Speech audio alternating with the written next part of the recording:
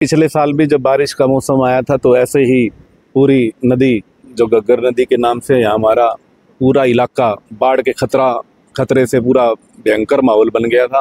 ये तो हमारी किस्मत अच्छी थी किसान भाइयों की और सभी ग्रामीणों की, जो समय रहते क्या नाम है सभी ग्रामीणों ने एकजुट होकर तट बांध अपने आप बनाए, मजबूत किए।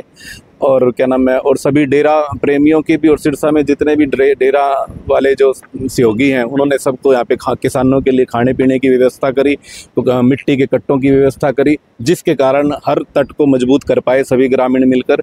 तो उस टाइम भी एक ही सरकार थी, सरकार की एक ही कमी नज़र आ रही थी कि सही टाइम रहते जो खर्चा उन्होंने बाढ़ से बचाने के लिए मिट्टी पे और तेल पे खर्चा किया, अगर वही खर्चा अगर नदी की सफाई कराने में वो पहले कर लेते तो उसी पैसा लगाने के बावजूद यहाँ पे बाढ़ का खतरा नहीं बनता।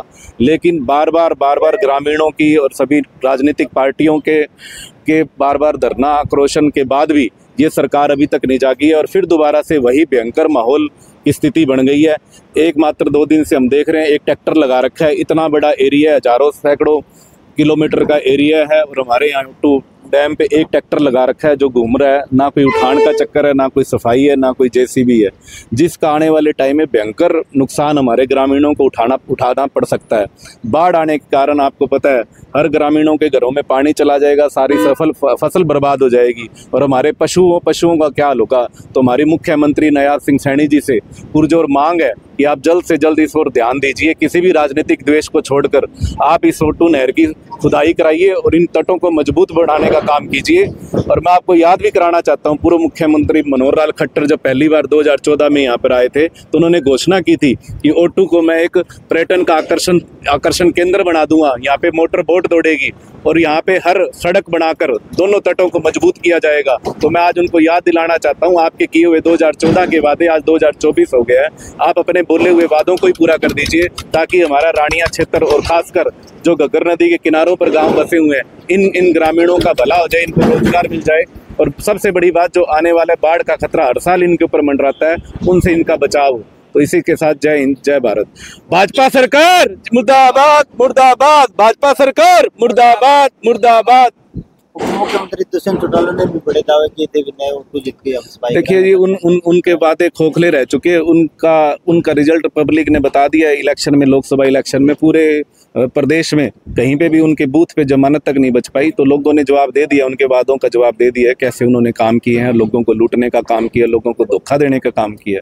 और आपको मैं बताना चाहता हूँ, ये परिवार लोकदल का परिवार ही है, ये दूसरा हिस्सा है। इन्होंने हमेशा क्षेत्रवाद और अपने आप को मुख्यमंत्री का दावा करके बढ़ाने के क्षेत्र अपने अब कहते तो हैं ये हम आपके हैं, आप हमारे क्षेत्र के हो, आप हमें मुख्यमंत्री बनाओ, लेकिन ये बेकावा करके झूठ बोल के आपके वोट हासिल कर लेते हैं। यहाँ के ग्रामीणों के, अपने क्षेत्र के, यहाँ के क्षेत्रवासियों को बेकावा कर अपने वोट हासिल कर लेते हैं, लेकिन उसके बाद उनका कोई वो नहीं करते, कोई उनका दुख दर्द साझा नहीं करते। तो ये झूठी मंत्री, बिजली मंत्री, उन्होंने भी बड़े दावे किए थे भी ऑटो की सफाई व रानिया हल्के का विकास।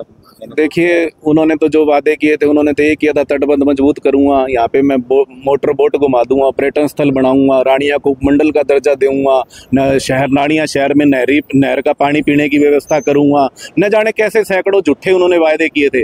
अगर मैं उन्हें चैलेंज करता हूं, अगर एक भी वादा उन्होंने पूरा किया हो तो आके मेरे सामने बहस करे भी हमने ये क्षेत्र का विकास के लिए ये काम किया। उन्होंने तो एक फ्लड से पहले भूपेंद्र सिंह हुड्डा जी की कांग्रेस की सरकार थी, जिन्होंने यहाँ पे घग्गर का नदी का पानी जोड़ने के कई गाँवों में काम किया।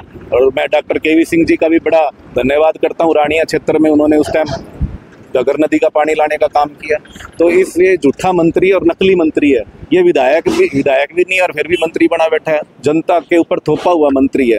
तो इसलिए मैं तो इनसे खुला चैलेंज करता हूं, अगर आपने अपने वादों में इलेक्शन के टाइम जो वादे किए उनमें से एक भी वादा आपने पूरा किया हो तो आप हमारे सामने आके डिबेट करें और जनता आने वाले टाइम में इनको जवाब देगी अपनी वोट की चोट से।